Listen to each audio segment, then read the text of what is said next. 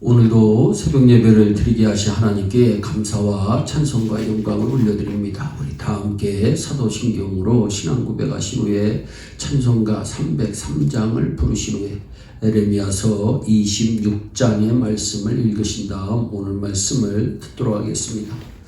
본문 1절에 나오는 여호야김의 아버지 요시야는 훌륭한 왕이었지만 그의 아들 여호야김은 악한 왕이었습니다. 20절로 23절에 선지자 우리야라고 하는 사람이 에레미야와 동일한 메시지를 증거하자 이 사람을 애국까지 쫓아가서 잡아다가 죽인 사람이 여호야김 왕입니다.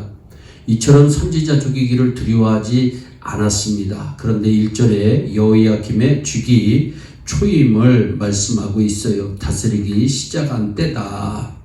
주전 609년의 일입니다. 에레미야는 그 시절에 하나님의 심판의 메시지를 가감없이 증거합니다. 대단한 믿음의 소유자입니다.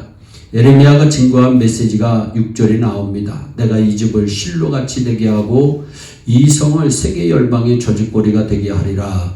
실로라고 하는 동네는 이스라엘 백성들이 가나안 땅에 들어온 이후에 성막을 세워둔 종교의 중심지입니다. 그런데 엘리 제사장의 두 아들인 홈리와 비느하스가 못된 짓을 많이 합니다. 백성들이 여호와께 제물을 드리러 오면 제물을 삶는 동안에 갈고리로 자기 마음에 드는 고기를 꿰어 하나님께 드릴 것을 자기들이 먹습니다.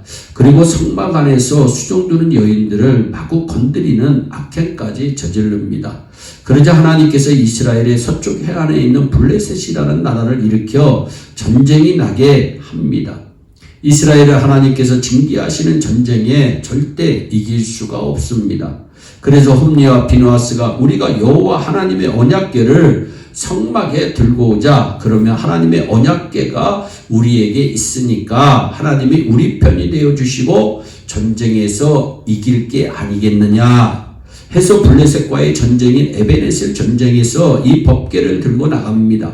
그런데 도리어 홈리와 비느하스는 그 전쟁에서 죽고 법궤는 빼앗깁니다. 그리고 아버지 엘리 제사장은 의자에 앉아있다가 두 자식이 죽었다는 소식을 듣고 그만 넘어져 목이 부러져 죽습니다. 한 가족의 불행입니다. 실로는 이처럼 이스라엘 백성들이 가나안에 들어온 이후에 100여 년 동안 종교의 중심지입니다. 죄로 인해서 완전히 망한 곳이 되었습니다. 종교의 중심지였지만 죄로 인해서 완전히 망한 곳이 실로다.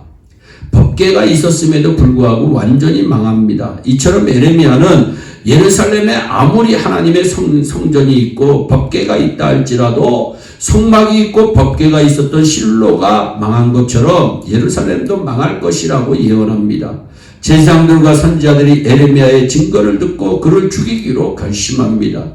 에레미야는 메시지를 증거하는 것이 하나님의 뜻이었기 때문에 목숨 걸고 하나님의 메시지를 증거합니다. 그런데 그 반대로 유다 백성들은 하나님의 뜻을 거역하고 자기 뜻을 고집합니다. 하나님의 뜻에 전혀 순종하지 않습니다. 4절로 5절에 너는 그들에게 이르기를 여호와의 말씀에 너희가 나를 순종치 아니하며 내가 너희 앞에 둔 내 법을 행치 아니하며 내가 너희에게 보내고 부지런히 보낸 나의 종 선지자들의 말을 이미라고 얘기하고 있습니다. 듣지 아니하였거니와 유다 백성들은 고집이 셌고 완고하고 완악하여 하나님의 법을 순종치 않겠다. 하나님이 말씀하셔도 듣지 않겠다. 악한 길에서 떠나지 않겠다 말씀합니다. 이들이 하는 말은 싫습니다. 안 합니다. 못합니다. 이것이 그들의 3대 대답이었습니다. 하나님은 바벨론에 항복하라 하셔도 그들은 바벨론에 대항합니다. 하나님의 뜻과 반대로 가는 행동입니다.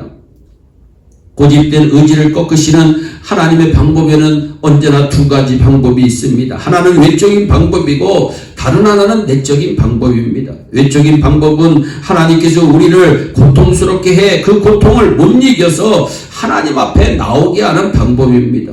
유다 백성들도 바벨론 포로 생활이라고 하는 고통스러운 과정을 겪음으로 말미암아 그들의 고집된 의지가 꺾입니다. 에레미야 27장에 보면 하나님께서 쓰신 외적인 방법을 바벨론 왕의 멍에라고 표현합니다. 농부가 황소를 가지고 어떻게 농사를 짓습니까? 그것은 소의 목에 멍에가 매였기 때문입니다. 처음에는 멍에가 익숙지 않아 반항을 하지만 반항해 봐야 자기 목만 아프지 소용이 없습니다.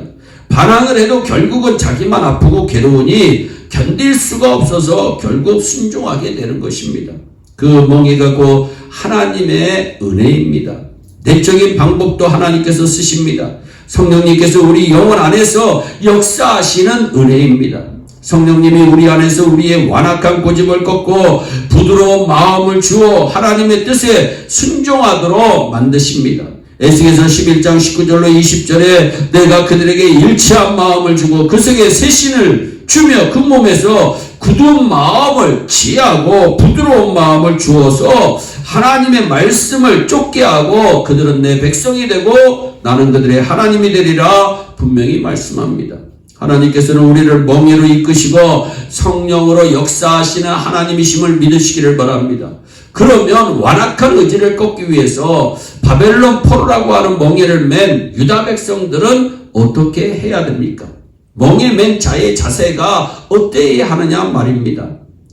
두 가지를 해야 합니다. 첫째, 하나님 앞에 잠잠해야 합니다. 에레미야 애가 3장 28절에 혼자 앉아서 잠잠할 것은 주께서 그것을 메우셨음이라 말씀합니다. 시편 46편 10절에도 이르시기를 너희는 가만히 있어 내가 하나님됨을 알지어다 말씀합니다. 여러분 삶에 고통이 오셨습니까? 경제적인 멍에, 육신적인 멍에, 정신적인 멍에, 또 가족적인 멍에가 있습니까? 불평도 마시고 원망도 마시고 걱정도 마세요. 왜냐하면 그것이 하나님의 뜻이고 하나님의 역사이기 때문입니다. 다윗 왕이 자기 삶과 가정의 여러 가지 어려움을 참 많이 겪었던 왕입니다. 자식까지도 여럿이 죽었습니다. 그래도 다윗은 시편 39편 9절로 10절 전반에서 내가 잠잠하고 입을 열지 아니하오면 주께서 이를 행하신 영고라. 주의 정책을 나에게 옮기소서 말씀합니다. 다윗 왕은 잠잠히 받았습니다. 고통의 멍에가 오면 웃어 불평, 원망, 요동, 근심 걱정 마시고 잠잠하시기를 예수님의 이름으로 축원합니다. 또한 하나님의 멍에를 순순히 메고 가야 합니다. 발버둥 치면 칠수록 자기만 손해고 자기만 고통스럽습니다. 에레미야보다 100년 먼저 동일한 메시지를 선포한 미가라고 하는 선지자가 있습니다. 그가 미가서 6장 9절에 이렇게 말씀합니다. 너희는 매를 순히 받고 매를 맞을 때 순히 받으라는 거예요. 거부하지 말라는 거예요. 그것을 정하신 자에게 순종하라 말씀합니다. 매를 맞을 때는 순히 맞아야 됩니다. 저도 학창시절 선생님으로부터 매를 맞아본 추억이 있습니다. 선생님이 매를 때릴 때 꼭 하시는 말씀이 있습니다. 움직이지 말라는 겁니다. 잘 맞으라는 겁니다. 매를 맞을 때 잘 맞아야지 공연히 몸을 뒤틀고 하다가 허리 같은데 잘못 맞으면 큰일 난다는 얘기입니다. 그러므로 매는 순히 맞아야 합니다. 하나님의 매는 아버지가 자식을 교종하는 매이고 유익하도록 매를 드시는 것이기 때문입니다. 하나님의 백성들은 자기의 고집된 의지를 꺾어야 합니다. 자신의 뜻을 꺾고 주께서 내어주신 멍에에 우리의 목을 걸고 하나님의 뜻에 순종하여 사시기를 예수님의 이름으로 축원합니다. 그것이 살 길이고 복된 길이고 영생의 길입니다. 기도하겠습니다. 사랑의 하나님 참 감사합니다. 아버지 오늘도 생명의 귀한 말씀을 우리에게 허락하여 주신 거 너무나도 감사합니다. 아버지 하나님 실로처럼 망해서는 안 되겠습니다. 예루살렘처럼 망해서는 안 되겠습니다. 하나님께서 우리에게 고통을 허락하여 주실 때 아버지 그 고통 속에서 감사의 은혜를 체험할 수 있도록 복을 내려주시고 그 고통 가운데서 하나님의 뜻을 발견하여서 아버지 날마다 순종하며 승리하는 하나님의 귀한 백성들이 다 되게 하여 주시옵소서. 오늘도 승리하게 하시고 주님과 함께 동행하게 하시고 날마다 희망과 아버지 소망이 넘치는 하루 되게 하여 주옵소서. 감사하고 예수님의 이름으로 기도하옵나이다. 아멘.